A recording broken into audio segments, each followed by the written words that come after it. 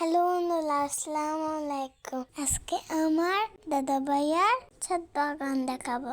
আমার দাদা সেই সময়টা এই বাগানে দেখাশোনা করে কাটা গাছের যত্ন নেওয়া তার এখন প্রিয় কাজ। ছাদ বাগান আমার খুব ভালো লাগে। প্রতিদিন বিকালে আমি বাগানে আসি।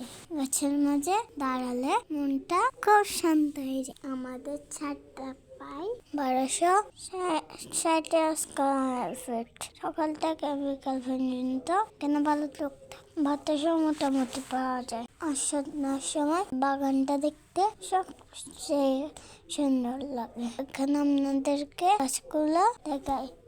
এখানে আছে বাগান মেলা, ক্যাকটাস। সবজি গাছের মধ্যে আছে টমেটো, বেগুন, শিম আর লাউ, কুমড়ো।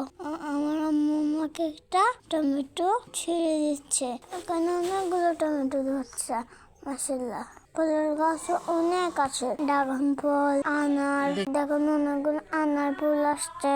দেখুন মালটা গাছেও ফুল আসছে, বড়ই আর পেয়ারা, লিচু। এছাড়া কাজু বাদাম, লিচু আর আনারসও আছে। এখন কলা গাছে কলাও ধরেছে, তবে এখনো পাকে নেই। আমাদের ছাদে প্রায় সব ধরনের গাছও হয়।